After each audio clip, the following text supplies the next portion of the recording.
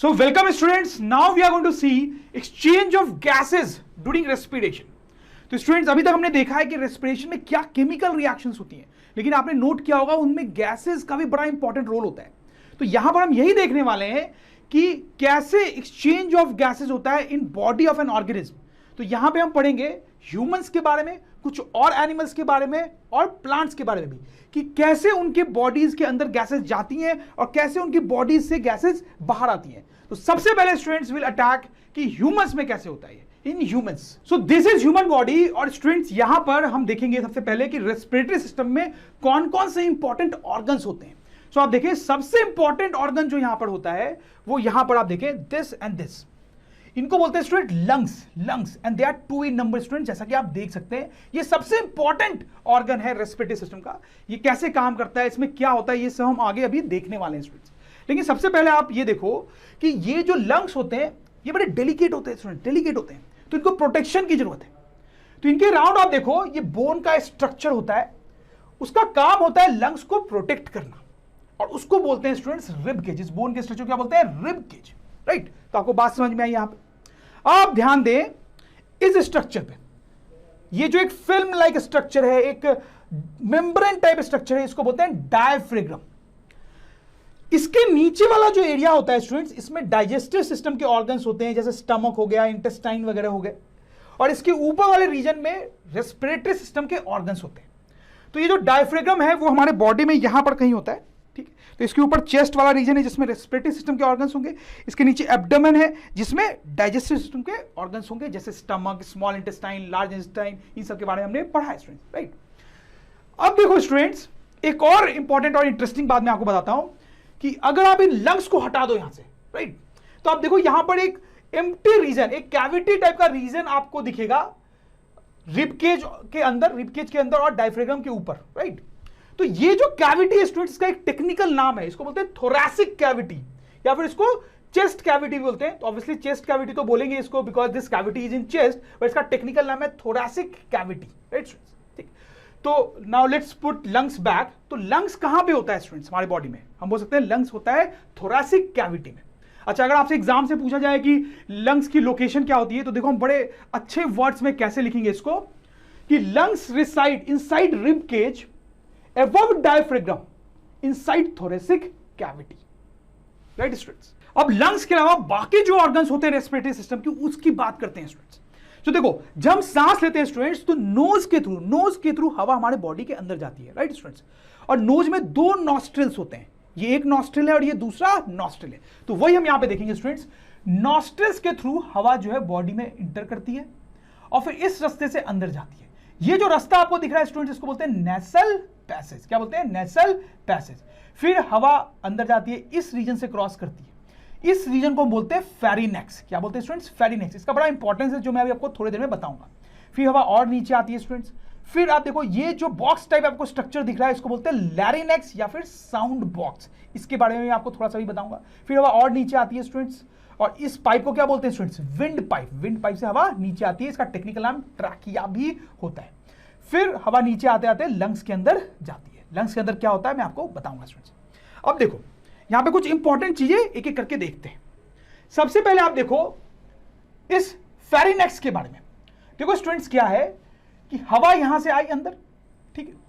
अच्छा, अब देखो फूड भी हमारे बॉडी में अंदर आता है माउथ से, लेकिन हवा का अलग रास्ता है, वो नेसल पैसेज से आ रहा है, और फूड जो है उसका अलग रास्ता है, वो माउथ से आ रहा है, ठीक है, यहां पे।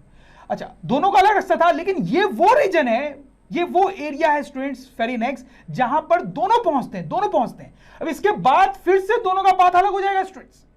फूड जो है वो किस रास्ते से नीचे जाएगा, फूड पाइप से, और हवा किस रास्ते से नीचे जाएगी, विंड पाइप से। तो आपको समझ में आएगा इसका इंपॉर्टेंस क्या है। इसके बाद भी फूड और हवा का अलग पाथ है, और इसके पहले भी अलग पाथ था। ये अकेला वो पोर्शन है जहां पर फूड और हवा दोनों आ रहे हैं। समझ में आई बात, फेरिनेक्स, ठीक है। अच्छा, अब आप देखें ये जो हवा का पैसेज है और ये जो फूड का पैसेज है माउथ, उसके बीच में एक बोनी स्ट्रक्चर होता है, दोनों को सेपरेट करता हुआ, उसको बोलते हैं बोनी पैलेट। क्या बोलते हैं, बोनी पैलेट, राइट। अच्छा, अब ये जो नेसल पैसेज है स्टूडेंट्स, नेसल पैसेज हमारा ये आपको दिख रहा है, राइट। इसमें काफी हेयर्स और म्यूकस होते हैं, होता है ना स्टूडेंट्स, तो आपको पता ही है कि हमारे ये पैसेज में हेयर्स होते हैं और म्यूकस होते हैं, इनका बड़ा इंपॉर्टेंट रोल होता है स्टूडेंट्स। क्या इंपॉर्टेंट रोल होता है? देखो, जो हवा हम बॉडी के अंदर लेते हैं उसमें बहुत डस्ट पार्टिकल होता है स्टूडेंट्स, और वो डस्ट पार्टिकल्स हमारे बॉडी के लिए यूजफुल नहीं है, इनफैक्ट हार्मफुल है। तो ये जो हेयर्स और म्यूकस यहां पे होते हैं वो डस्ट पार्टिकल्स को अंदर नहीं जाने देते हैं। तो स्टूडेंट्स हम लिख भी सकते हैं कि hairs and mucus in the nasal passage filters air, they block dust particles from entering our body. समझ में आई बात students? This is very important. आप देखें तो हवा यहां से अंदर आई, फेरिनेक्स से गुजरी, फिर नीचे आई। अच्छा, अब यहां पर मैंने आपको बताया दिस इज लैरिनेक्स या साउंड बॉक्स। तो देखो ये बड़ा इंपॉर्टेंट ऑर्गन होता है स्टूडेंट। देखो हम अलग अलग टाइप की आवाजें निकाल सकते हैं। देखो मैं अलग अलग चीजें बोल रहा हूं उतनी देर से, आप भी बोल सकते हो, राइट? तो ये अलग अलग आवाजें जो है वो हम इस साउंड बॉक्स के कारण निकाल पाते हैं। ये साउंड बॉक्स एग्जैक्टली कैसे काम करता है वो तो हम यहां पे नहीं देखेंगे, because that is not important in this chapter, वो हम कभी और देखेंगे, राइट स्टूडेंट्स? तो हवा इस साउंड बॉक्स से होते हुए नीचे आती है, राइट? तो ये विंड पाइप से होते हुए नीचे आई और फिर लंग्स में चली जाएगी। अच्छा, अब आप यहां पे एक और चीज देखें, आपको इस विंड पाइप के ऊपर रिंग टाइप स्ट्रक्चर्स दिखाई दे रहे हैं, इनको बोलते हैं रिंग्स ऑफ कार्टिलेज। अच्छा, ये कार्टिलेज क्या होता है स्टूडेंट्स? देखो स्टूडेंट्स, बोन तो आपको पता है ना, बोन हमारे बॉडी में हर जगह बोन होता है और वो बहुत हार्ड होता है स्टूडेंट्स। कार्टिलेज को आप सोच सकते हो कि बोन का एक सॉफ्टर फॉर्म होता है, ऐसा कुछ सोच सकते हो। हमारे बॉडी में बहुत जगह पे होता है ये। जैसे स्टूडेंट्स आप ईयर की बात कर लो, तो ईयर को आप टच करोगे ना तो आपको कुछ यहाँ पे ना हार्ड सा टफ सा लगेगा, लेकिन वो बोन जितना हार्ड नहीं होता है, बोन जितना हार्ड नहीं होता, आपको फील होगा, तो वो कार्टिलेज है। वैसे कार्टिलेज बहुत जगह पे होता है, तो ये भी रिंग है कार्टिलेज के बने हुए स्टूडेंट्स, ठीक है? अच्छा, अब ये क्यों है यहाँ पे विंड पाइप के ऊपर ये रिंग है कार्टिलेज के, ये क्यों है? तो देखो होता क्या है कि विंड पाइप में होल होता है जिससे हवा अंदर जाती है, ठीक, लेकिन ये विंड पाइप कभी भी कोलैप्स नहीं होनी चाहिए। अगर ये कोलैप्स हो गई किसी भी सिचुएशन में तो हवा अंदर नहीं जा पाएगी और हम सफोकेशन से मर जाएंगे स्टूडेंट्स। तो ये जो रिंग ऑफ कार्टिलेज है उसका काम होता है कि वो प्रोटेक्ट करे विंड पाइप को और कभी भी उसको कोलैप्स होने नहीं दे, कोलैप्स होने नहीं दे। I hope you understand this. तो इसको हम लिख भी सकते हैं स्टूडेंट्स की rings of cartilage prevent wind pipe from collapsing in any situation. So fine students, I am sure कि अभी तक की कहानी आपको समझ में आ रही होगी। अब देखो आगे क्या होगा कि विंड पाइप से होते हुए विंड आया और वो लंग्स में जाएगा, ठीक है? तो आप देखो लंग्स के अंदर क्या होता है वो हम देखते हैं। तो ये जो विंड पाइप है वो दो पार्ट में डिवाइड होती है, एक इस लंग में आ रही है और एक इस लंग में आ रही है, आप देख सकते हो। फिर ये जो इस लंग में आई वो फर्दर बहुत सारे ब्रांचेज में डिस्ट्रीब्यूट होगी और फिर वो ब्रांचेज फर्दर बहुत सारे ब्रांचेज में डिस्ट्रीब्यूट होती है, जैसे आप देख सकते हो स्टूडेंट्स, राइट? वैसा इस लंग में भी हो रहा है। अच्छा, अब आप देखो ब्रांचेज के बिल्कुल एंड में आप देखोगे तो एक छोटा सा बैग लाइक स्ट्रक्चर है। बहुत सारे ऐसे बैग लाइक स्ट्रक्चर्स होते हैं, बहुत सारे millions of bag like structures होते हैं। इन बैग लाइक स्ट्रक्चर्स का नाम है स्टूडेंट्स एल्वियोलस। एल्वियोलस जो है वो एक सिंगुलर वर्ड है, उसका प्लूरल होता है एल्वियोली, राइट स्टूडेंट्स? देखो बायोलॉजी में कई बार ये थोड़ा सा कॉम्प्लिकेटेड हो जाता है कि सिर्फ एस लगाने और हटाने से सिंगुलर प्लूरल नहीं होता है, कई बार अलग हो जाते हैं सिंगुलर प्लूरल वर्ड्स। वैसा ही यहां पर है, ये जो बैग लाइक स्ट्रक्चर्स है उनका नाम है एल्वियोलस। एक का बात कर रहे हो तो एल्वियोलस सिंगुलर, और बहुत सारों की बात कर रहे हो तो alveoli, right student? This is very important कि जो विंड पाइप है वो फर्दर ब्रांचिंग होती है उसकी लंग्स में और उनके एंड में क्या होता है बैग लाइक स्ट्रक्चर, जिसको बोलते हैं एल्वियोलस या फिर उसका प्लूरल एल्वियोली, राइट स्टूडेंट्स? अब आप देखें ये जो विंड पाइप है उसकी दो ब्रांचेज हुई, एक इस लंग के अंदर गया, एक इस लंग के अंदर गया, फिर वो फर्दर बहुत सारे ब्रांचेज में डिवाइड हुई। अब देखो शुरू के जो ब्रांचेज होती है वो थोड़ी मोटी होंगी, आप समझ सकते हो, लेकिन जो बाद की और ब्रांचेज होंगी वो पतली होती जाएंगी। तो शुरू के जो ब्रांचेज होती हैं उनके ऊपर भी रिंग ऑफ कार्टिलेज होता है, जैसा कि यहां पर था, वैसे उनके ऊपर भी रिंग ऑफ कार्टिलेज होता है। लेकिन जो बहुत पतली ब्रांचेज होती हैं उनके ऊपर रिंग ऑफ कार्टिलेज नहीं होता है स्टूडेंट्स। आप समझ रहे हो बात? तो बड़ा सिंपल सा है और बड़ा इंपॉर्टेंट भी है। अब देखो ये जो थोड़े मोटे ब्रांचेज हैं जिनके ऊपर रिंग ऑफ कार्टिलेज है उसको बोलते हैं bronchus, but bronchus is singular, उसका प्लूरल नेम है ब्रोंकाई, राइट स्टूडेंट्स? तो यहां पर भी वही एस को हटाने या लगाने से सिंगुलर प्लूरल नहीं होता है, आपको ध्यान देना पड़ेगा नाम पे स्टूडेंट्स, राइट? तो ये कैसी ब्रांचेज है जो मोटी है, ठीक है, और उनके ऊपर रिंग ऑफ कार्टिलेज है। अच्छा, अब जो पतली ब्रांचेज हैं स्टूडेंट्स जिनके ऊपर रिंग ऑफ कार्टिलेज नहीं है उनको बोलते हैं ब्रोंक्यूली और उसका प्लूरल होता है ब्रोंक्यूलीज, ठीक है? यहां पर सिर्फ एस हटाने और लगाने से ही सिंगुलर प्लूरल हो जाता है students. I hope you understand this. तो स्टूडेंट आपको समझ में आ रहा होगा, लेकिन फिर भी मैं थोड़ा सा रिवाइज कर देता हूं कि ये यहां पे विंड पाइप है, फिर वो ब्रांच हुई, ठीक है, तो उन ब्रांचेस को हम बोलते हैं ब्रोंकाई, फिर वो फर्दर पतली पतली ब्रांचेस में डिवाइड होती है, उनको बोलते हैं ब्रोंक्यूलीज, और वो जो ब्रोंक्यूलीज हैं they end up in bag like structures, जिनको क्या बोलते हैं एल्वियोली, राइट स्टूडेंट्स। तो आई होप आपको ये पूरा स्ट्रक्चर समझ में आया होगा। तो क्या हुआ यहाँ पे, नॉस्ट्रल से हवा अंदर आई, फिर नेसल पैसेज से गई, फिर फेरिनेक्स, फिर लैरिनेक्स, फिर ट्रैकिया, और फिर इन ब्रांचेज से, और फाइनली किसमें, एल्वियोली में। फिर वहां पे जाके हवा का क्या होता है वो मैं आपको बताऊंगा, राइट। अच्छा, एक और चीज यहां पे स्टूडेंट्स, दोनों लंग्स जो होते हैं उनके ऊपर एक थिन मेम्ब्रेन होती है उनको प्रोटेक्ट करने के लिए, उसको बोलते हैं प्लेयोरा। क्या बोलते हैं, प्लेयोरा। तो हम देख सकते हैं pleura is a thin membrane covering both the lungs. तो ये बच्चों रेस्पिरेटरी सिस्टम के सारे ऑर्गन्स की बात हो गई, और आपको ये समझ में आ गया कि बॉडी में हवा हमारे अंदर आई और फिर इस रास्ते से होते होते होते फाइनली वो एल्वियोली में बैग लाइक स्ट्रक्चर से पहुंच गई। और हवा का वहां पहुंचने के बाद क्या हुआ ये हम समझना चाहते हैं, लेकिन वो समझने के लिए सबसे पहले हमें देखना पड़ेगा व्हाट इज डिफ्यूजन। तो डिफ्यूजन क्या होता है स्टूडेंट्स, ये तो हमें अच्छे से पता है, फिजिक्स में हम कई बार देख चुके हैं, लेकिन स्टूडेंट्स फिर भी थोड़ा सा रिकॉल कर लेते हैं। डिफ्यूजन का सबसे क्लासिक एग्जांपल है स्टूडेंट्स कि आप ऐसा सोचो कि आपके पास वेसल में वाटर है और आपने उसमें इंक का एक ड्रॉप डाल दिया। तो अब यहां पे क्या होता है स्टूडेंट्स, देखो इंक तो आपने सिर्फ यहां पे डाला है, यहां पे डाला है, लेकिन थोड़ी देर में क्या होगा स्टूडेंट्स, धीरे धीरे ये इंक जो है पूरे वाटर में स्प्रेड हो जाएगा और पूरा वाटर जो है वो इंक के कलर का हो जाएगा, राइट। इसी प्रोसेस को क्या बोलते हैं, डिफ्यूजन। डिफ्यूजन, लेकिन ऐसा होता क्यों है स्टूडेंट्स, तो देखो मैं आपको बताता हूं। Let me take this diagram students, इसमें मैं डिफरेंट स्टेजेस दिखा रहा हूं।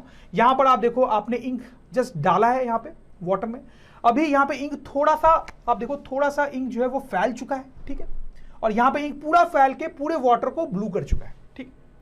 तो इंक क्यों फैल रहा है, तो देखो स्टूडेंट्स क्या होता है कि यहां पर जो इंक वाला रीजन है वहां पे इंक के बहुत सारे मॉलिक्यूल्स होंगे, हम बोल सकते हैं यहां पे high concentration of ink molecules, सही है, high concentration of ink molecules.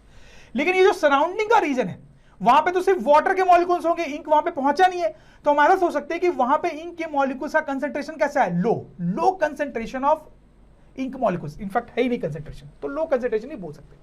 अब देखो फिजिक्स में ये कॉन्सेप्ट होता है कि चीजें जो है वो हाई कंसेंट्रेशन से लो कंसेंट्रेशन की तरफ मूव करना चाहती है। कोई भी चीज जो है वो हाई कंसेंट्रेशन के रीजन से लो कंसेंट्रेशन के रीजन की तरफ मूव करना चाहती है। तो वही यहां पे भी हो रहा है स्टूडेंट्स, यहां पे मॉलिक्यूल्स का हाई कंसेंट्रेशन है और सराउंडिंग के मॉलिक्यूल्स का लो कंसेंट्रेशन है।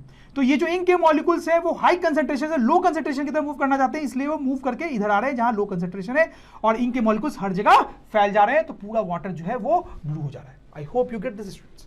वैसा एक और एग्जांपल मैं आपको दे सकता हूं, थिंक ऑफ दिस सेटअप। यहां पे आप देखो ये एक थिन मेम्ब्रेन है जो पूरे बॉक्स को दो पार्ट में डिवाइड कर रही है, और ये परमिएबल मेम्ब्रेन है, मतलब चीजें जो है इसके इधर उधर जा सकती हैं।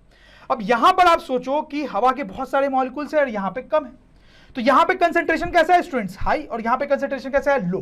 तो यहां पे अगर आप इस सिस्टम को छोड़ दोगे तो क्या होने वाला है, यहां पे ये जो मॉलिक्यूल्स हैं वो हाई कंसेंट्रेशन से लो कंसेंट्रेशन की तरफ मूव करेंगे, तो ये मॉलिक्यूल्स इधर की तरफ जाने लगेंगे, और कुछ देर बाद आपको ऐसा सीन दिखाई देगा स्टूडेंट्स, ठीक है, मॉलिक्यूल्स इधर से इधर आ गए, राइट, बहुत सारे नहीं, बहुत सारे, ठीक है। तो स्टूडेंट्स आपको डिफ्यूजन का जो कॉन्सेप्ट है वो क्लियर हो गया होगा। अब वो कॉन्सेप्ट यहां रेस्पिरेशन में कैसे अप्लाई होता है, लेट अस सी दैट। तो स्टूडेंट इस सबको हटाते हैं और वापस से फोकस करते हैं यहां पे। स्टूडेंट्स आपको एरोबिक रेस्पिरेशन तो याद है ना स्टूडेंट्स, हमने पढ़ा था क्या होता है एरोबिक रेस्पिरेशन में। तो स्टूडेंट्स हमारे बॉडी में जो भी सेल्स होते हैं उनमें एरोबिक रेस्पिरेशन होता है ताकि वो एनर्जी प्रोड्यूस कर सकें। जैसे कि यहां पर एक सेल ले लेते हैं हम, ठीक है, तो इसमें भी एरोबिक रेस्पिरेशन हो रहा होगा, ठीक है। तो एरोबिक रेस्पिरेशन में क्या होता है, ग्लूकोज जो होता है वो ऑक्सीजन के साथ रिएक्ट करता है, और रिएक्ट करके क्या बनाता है students, energy and carbon dioxide. तो वो रिएक्शन जो है वो इस सेल में भी हो रही होगी। तो कैसे हो रही होगी, लेट्स सी। तो देखो यहां पे ग्लूकोज आया होगा समहाउ, ठीक। अब रिएक्शन करने के लिए इसको ऑक्सीजन चाहिए, इस सेल को क्या चाहिए, ऑक्सीजन।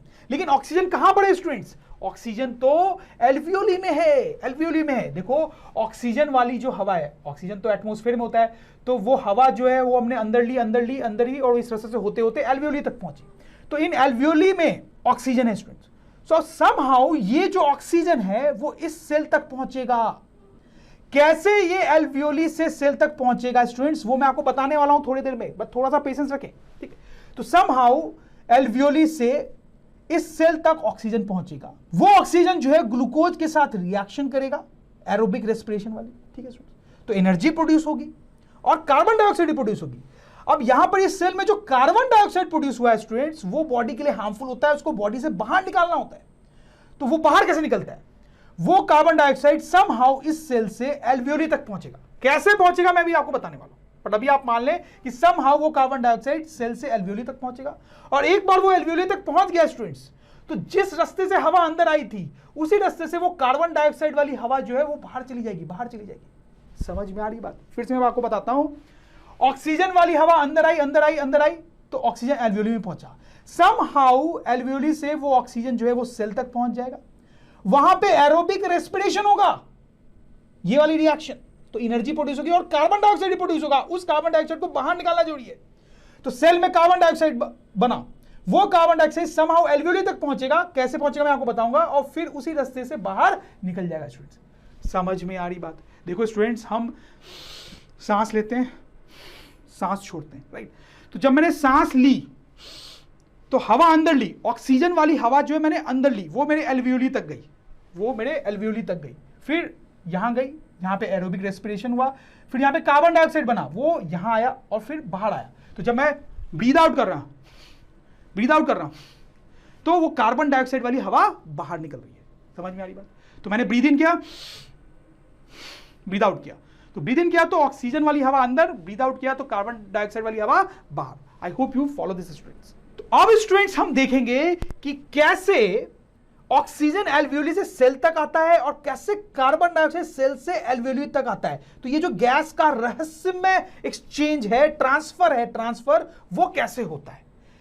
तो स्टूडेंट्स सबसे पहले मैं आपको ये बता दूं कि ये जो ट्रांसफर है वो ब्लड के कारण होता है। ब्लड उस गैसेस को यहां से वहां ले जाता है, लेकिन कैसे ले जाता है वो समझाने से पहले मैं ब्लड के बारे में एक छोटी सी बात आपको बताना चाहता हूं, विच इज इंपॉर्टेंट। देखो यहां पर ब्लड हमारे लिए दो टाइप का होगा, ठीक है? एक ऐसा ब्लड जिसमें ऑक्सीजन डिसॉल्व है और एक ऐसा ब्लड जिसमें कार्बन डाइऑक्साइड डिसॉल्व है। देखो स्टूडेंट्स, ब्लड एक बहुत इंपॉर्टेंट लिक्विड होता है हमारे बॉडी के लिए, और उसको हम बहुत डिटेल में आगे सर्कुलेटरी सिस्टम में पढ़ेंगे, बट थोड़ा सा मैं आपको बता देता हूं। ब्लड जो है वो एक ऐसा लिक्विड है जिसमें ऑक्सीजन डिसॉल्व हो सकता है या जिसमें कार्बन डाइऑक्साइड भी डिसॉल्व हो सकता है, ठीक है? जब ब्लड में ऑक्सीजन डिसॉल्व होता है तो ब्लड का कलर जो है वो ब्राइट रेड होता है, और जब उसमें कार्बन डाइऑक्साइड ज्यादा डिसॉल्व होता है तो उसका कलर थोड़ा डार्क रेड हो जाता है, ठीक है? ऐसा होता है। लेकिन स्टूडेंट्स, बायोलॉजी में इन दोनों सिचुएशन को बहुत क्लियरली डिस्टिंग्विश करने के लिए क्या करते हैं, इस केस में जब ऑक्सीजन बहुत डिसॉल्व है तो ब्लड को रेड बनाते हैं, और इस केस में जब कार्बन डाइऑक्साइड बहुत डिसॉल्व है तो ब्लड को ब्लू बनाते हैं। प्लीज नोट, सिर्फ बनाते हैं ब्लू है, होता नहीं है ब्लू। ब्लड कभी ब्लू नहीं होता है, इस केस में वो डार्क रेड होता है, बट डार्क रेड और लाइट रेड में कुछ ज्यादा फर्क आसानी से पता नहीं चलेगा, इसलिए इस केस को रेड बना लेते हैं और इस केस को बुक्स में ब्लू बनाते हैं, ताकि देखते ही पता चले अच्छा ब्लड को ब्लू बनाया है मतलब उसमें कार्बन डाइऑक्साइड मिक्स है ज्यादा, रेड बनाया है मतलब उसमें ऑक्सीजन मिक्स है ज्यादा, राइट स्टूडेंट्स? चलो, ये बात अगर आपको डाइजेस्ट हो गई है तो अब हम देखते हैं कि यहां पर क्या होता है, कैसे गैस का ट्रांसफर होता है। तो उसके लिए ये एल्वियोली जो है स्टूडेंट्स, उसका एक मैग्निफाइड व्यू हमें यहां पे बनाना पड़ेगा। ये जो एल्वियोली है स्टूडेंट्स, उसके अराउंड ब्लड कैपिलरीज होती है बहुत सारी, वो एल्वियोली को सराउंड कर रही होती है बहुत अच्छे से, जैसा कि आप देख सकते हो। और यहां पे आप देख सकते हो कि ब्लड का अलग कलर भी बनाया गया है, और उसका मतलब आप समझ रहे होंगे, अभी भी मैंने आपको बताया है। तो क्यों यहां पे कार्बन डाइऑक्साइड ज्यादा है और क्यों यहां पे ऑक्सीजन ज्यादा है, वो अभी आपको समझ में आ जाएगा स्टूडेंट्स। बट उससे पहले आपको ध्यान देने की जरूरत है इस वर्ड कैपिलरी पे। देखो, कैपिलरी का मतलब होता है वेरी थिन ट्यूब। तो हमारे बॉडी में बहुत सारी ऐसी कैपिलरीज होती हैं जिसमें ब्लड फ्लो करता है स्टूडेंट्स, इसमें ब्लड फ्लो करता है। और खास बात क्या होती है कैपिलरीज की, कि उनका जो वॉल होता है वो बहुत थिन होता है। इस वॉल के, ब्लड कैपिलरी का जो वॉल है वो थिन है। ये बड़ा इंपॉर्टेंट है स्टूडेंट्स। क्यों इंपॉर्टेंट मैं आपको बताता हूं। ये थिन होने से ये थोड़ा थोड़ा परमीबल होता है, इसमें कुछ कुछ पोर्स होते हैं जिससे चीजें अंदर बाहर जा सकती है, अगर ये थिक होता तो आप सोच सकते हैं कि इसमें पोर्स नहीं होते और चीजें अंदर बाहर नहीं जा पाती। अब ये क्यों इंपॉर्टेंट है, देखो क्या होता है। सपोज करो ऐसी सिचुएशन है कि कोई गैस यहां पे बहुत ज्यादा है, ठीक है, बहुत ज्यादा है यहां पे, ठीक है, लेकिन ब्लड में वो डिसॉल्व नहीं है, तो यहां पे आप डिफ्यूजन को याद करो स्टूडेंट, जो थोड़ी देर पहले हमने रिकॉल किया था। यहां पे उस गैस का बहुत हाई कंसेंट्रेशन हो गया, अंदर जो है वो लो कंसेंट्रेशन हो गया, तो यहां पे क्या होगा स्टूडेंट्स, डिफ्यूजन, और गैस के जो मॉलिक्यूल्स हैं वो अंदर की तरफ डिफ्यूज कर जाएंगे और ब्लड में जाके मिक्स हो जाएंगे स्टूडेंट्स, मिक्स हो जाएंगे। इसका उल्टा भी हो सकता है, उल्टा आप समझ रहे होंगे, सपोज करो कोई गैस है जो ब्लड में बहुत डिसॉल्व है, तो ब्लड में उसके बहुत सारे मॉलिक्यूल्स हैं लेकिन बाहर नहीं है, तो फिर से यहां पे डिफ्यूजन होगा। कैसे होगा students, high concentration to low concentration, तो मॉलिक्यूल्स जो है वो बाहर आएंगे, राइट स्टूडेंट्स। सो आप देखें थिन होने के कारण यहां पे पोर्स हैं इस वॉल में, जिसके कारण डिफ्यूजन ऑफ गैस हो सकता है, गैस अंदर भी जा सकती है और बाहर भी आ सकती है। That's why this is very important कि ये वॉल्स कैसे हैं, थिन स्टूडेंट्स। तो आप समझ रहे होंगे यहां पर ये जो कैपिलरीज है एल्वियोली के अराउंड, उनमें डिफ्यूजन होने वाला है। कैसे होगा अभी मैं बता रहा हूं आपको। तो ये तो मैंने ले लिया एल्वियोली, उसके अराउंड कैपिलरीज है, आपको समझ में आया। वैसे अगर मैं इस सेल की भी बात करूं स्टूडेंट्स, तो उस सेल को मैं यहां बनाता हूं और इस सेल के अराउंड भी उसी तरीके से बहुत सारी कैपिलरीज होती हैं, ठीक है, ब्लड की कैपिलरीज होती हैं, ठीक है। अब देखो यहां से ये जो ब्लड निकल रहा है स्टूडेंट्स, रेड वाला, ठीक है, तो ब्लड के जो वेसल्स है वो तो पूरे बॉडी में डिस्ट्रीब्यूट होते हैं। तो यही जो ब्लड है, ठीक है, वो किसी ना किसी रास्ते से यहां इस सेल तक आएगा, ठीक है, और यहां से इस सेल से जो ब्लड निकल रहा है ब्लू वाला, वो ही किसी ना किसी रास्ते से बेसिकली इस एल्वियोली तक जाएगा, ठीक है। समझ में आ रही बात। तो क्योंकि ब्लड के जो वेसल्स है वो पूरे बॉडी में डिस्ट्रीब्यूटेड है, वो बॉडी के हर पार्ट को एक्चुअली कनेक्ट करते हैं, ठीक है। तो यहां से निकलने वाला ब्लड किसी ना किसी रास्ते से ब्लड से होते हुए यहां तक पहुंचेगा, फिर यहां से निकलने वाला ब्लड किसी ना किसी रास्ते से होते हुए यहां तक पहुंचेगा। अब देखो होता क्या है, तो यहां पर आप देखो ये ब्लड जब कैपिलरी से पास हो रहा है एल्वियोली के ऊपर से, तो क्या होता है, हवा जो है वो बाहर की हवा इस एल्वियोली में आई है, तो वो जो हवा है उसमें बहुत ऑक्सीजन है स्टूडेंट्स, ऑक्सीजन बहुत है उसमें। लेकिन आप देखो जो ब्लड यहां पे आ रहा है वो ब्लू बनाया गया है, तो मतलब उसमें कार्बन डाइऑक्साइड ज्यादा है, ऑक्सीजन ज्यादा नहीं है उसमें। क्या है, कार्बन डाइऑक्साइड ज्यादा है, ऑक्सीजन नहीं है ज्यादा। एल्वियोली में बहुत सारा ऑक्सीजन है, तो क्या होगा स्टूडेंट्स, यहां पे डिफ्यूजन होगा, डिफ्यूजन, एल्वियोली से ऑक्सीजन ब्लड में आ जाएगा। वेरी इंपॉर्टेंट, एल्वियोली से ऑक्सीजन ब्लड में आ जाएगा, ब्लड में डिसॉल्व हो जाएगा। अब ये जो ब्लड है वो ऑक्सीजन रिच हो गया, इसलिए इसको रेड बनाया गया है, उसमें बहुत ऑक्सीजन है।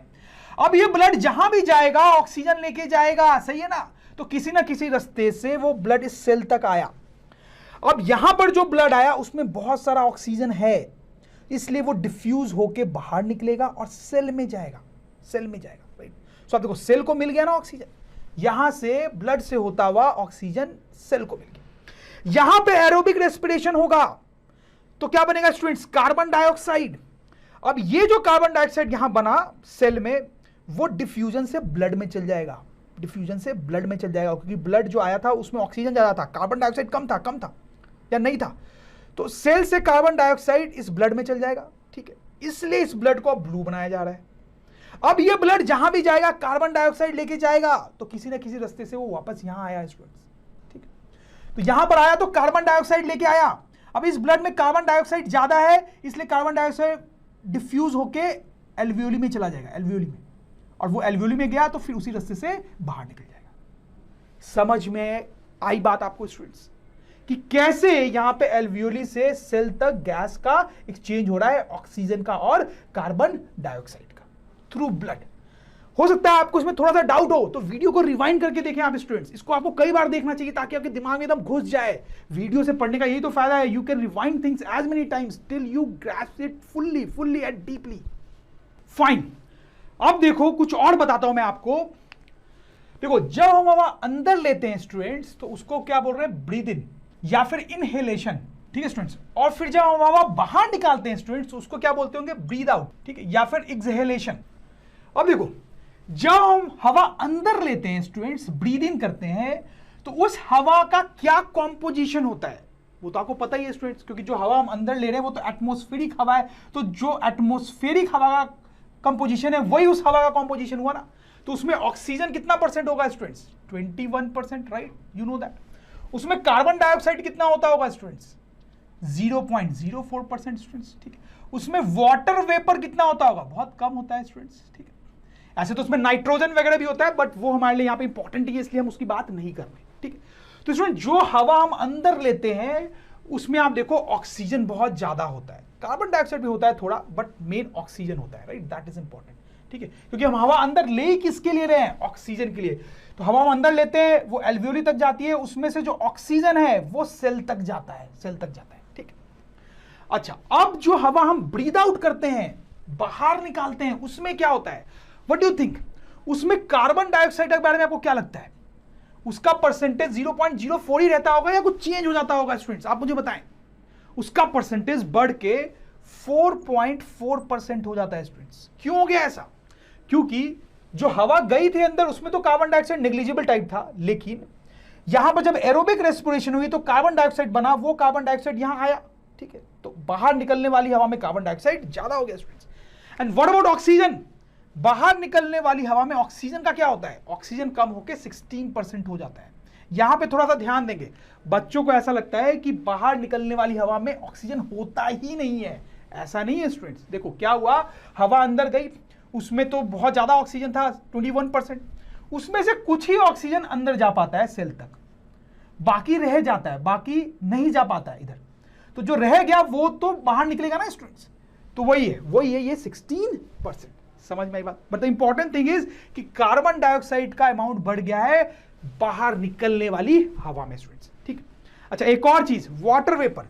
वाटर वेपर के बारे में क्या लगता है आपको स्टूडेंट्स? बाहर निकलने वाली हवा में वाटर वेपर ज्यादा होता है, हाई होता है।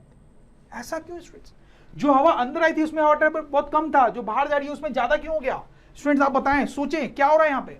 स्टूडेंट्स अगर आप एरोबिक रेस्पिरेशन का जो इक्वेशन है उसको याद करोगे ठीक से, हमने पढ़ा था, तो उसमें जब ग्लूकोज और ऑक्सीजन रिएक्ट करते हैं तो फाइनली वाटर भी बनता है, तो यहां पे सेल में जब एरोबिक रेस्पिरेशन हुआ तो वाटर भी बना, वो वाटर जो है वही वेपर के फॉर्म में बाहर निकल रहा है बॉडी से, इसलिए वाटर वेपर ज्यादा है बाहर निकलने वाली हवा में। आई hope you understand this students, ठीक है। तो अब डियर स्टूडेंट्स, ब्रीद इन और ब्रीद आउट से रिलेटेड मैं एक और चीज आपको बताना चाहता हूं। देखो, जब हम हवा अंदर लेते हैं और बाहर छोड़ते हैं तो हमारी बॉडी जो है वो एक्सपैंड और कॉन्ट्रैक्ट करती है। आप देखो, तो आपने देखा कैसे एक्सपैंड और कॉन्ट्रैक्ट हो रही है स्टूडेंट्स, राइट। आप यहां पर भी देखो, जैसे हम ब्रीद इन ब्रीद आउट कर रहे हैं तो जो पार्ट है लंग्स और बाकी चीजें वो एक्सपैंड और कॉन्ट्रैक्ट कर रही है। तो मैं यहां पे दो फोटोग्राफ बना देता हूं आपके लिए। ये उस टाइम का है जब हम ब्रीद इन कर रहे हैं और ये उस टाइम का है जब हम ब्रीद आउट कर रहे हैं। तो दोनों में क्या डिफरेंस समझ में आ रहा है आपको? जब हम ब्रीद इन करते हैं तो लंग्स बड़े हो जाते हैं। क्यों बड़े हो जाते हैं स्टूडेंट्स? क्योंकि हम ब्रीद इन कर रहे हैं तो हवा अंदर ले रहे हैं ना, हवा अंदर ले रहे तो लंग्स जो है उसमें हवा भर जाती है तो फूल के बड़ा हो जाता है, राइट। तो यहाँ पे लंग्स बड़े हो गए। ब्रीद आउट करने पे लंग्स जो है छोटे हो जाते हैं। क्यों छोटे हो जाते हैं? क्योंकि हम हवा बाहर निकाल रहे हैं ब्रीद आउट करते टाइम, तो लंग्स खाली हो गया तो वो छोटा हो गया स्टूडेंट्स, राइट। इतना ही नहीं स्टूडेंट्स, यहां पर आप देखें लंग्स के बड़े होने से डायफ्राम नीचे हो गया है, यहां पे लंग्स के छोटे होने से डायफ्राम जो है वो ऊपर आ गया है, राइट। फिर रिब केज को भी देखें आप, इसमें रिब केज भी थोड़ा सा फूल जाता है और थोड़ा ऊपर मूव करता है, ऊपर। इस केस में रिब केज थोड़ा कंप्रेस हो जाता है, छोटा हो जाता है और नीचे की तरफ मूव करता है, ठीक है। दिस इंपॉर्टेंट, थोड़ा सा नीचे की तरफ, राइट। सो जब हम ब्रीद इन ब्रीद आउट करते हैं तो हमारी बॉडी में कुछ इस तरह से मूवमेंट्स होते हैं। Now we can actually talk about rate of breathing. Rate of breathing का मतलब क्या होता है स्टूडेंट्स कि हम कितनी जल्दी जल्दी ब्रीद इन ब्रीद आउट कर रहे हैं, राइट। तो स्टूडेंट्स क्या होता है कि 1 मिनट में हम लोग लगभग 15 to 18 times breathe in breathe out करते हैं, ठीक है। 15 से 18 बार ब्रीद इन और ब्रीद आउट करते हैं जनरली। लेकिन स्टूडेंट्स अगर हम कोई फिजिकल एक्टिविटी कर रहे हैं बहुत, जैसे कि आप बहुत तेज तेज दौड़ रहे हो, तो आप बहुत फिजिकल एक्टिविटी कर रहे हो, तो उस टाइम को बहुत एनर्जी चाहिए होती है। तो बहुत एनर्जी आपको कैसे मिलेगी? आपके बॉडी में जो एरोबिक रेस्पिरेशन हो रहा है बहुत जल्दी जल्दी होने लगेगा स्टूडेंट्स, ताकि जल्दी जल्दी एनर्जी बने और आपको मिले। अब एरोबिक रेस्पिरेशन अगर बहुत जल्दी जल्दी हो रहा है तो आपकी बॉडी को ऑक्सीजन बहुत जल्दी जल्दी और बहुत ज्यादा चाहिए होगा स्टूडेंट्स। तो उस केस में क्या होता है, ये जो ब्रीद इन ब्रीद आउट का प्रोसेस है वो इससे काफी फास्ट हो जाता है। बहुत जल्दी जल्दी ब्रीद इन ब्रीद आउट करने लगते हो ताकि आपको ज्यादा ऑक्सीजन मिले और एरोबिक रेस्पिरेशन ज्यादा हो तो एनर्जी ज्यादा प्रोड्यूस हो जो आपको चाहिए, राइट स्टूडेंट्स। तो इस तरह से ब्रीद इन ब्रीद आउट का रेट भी वेरी करता है।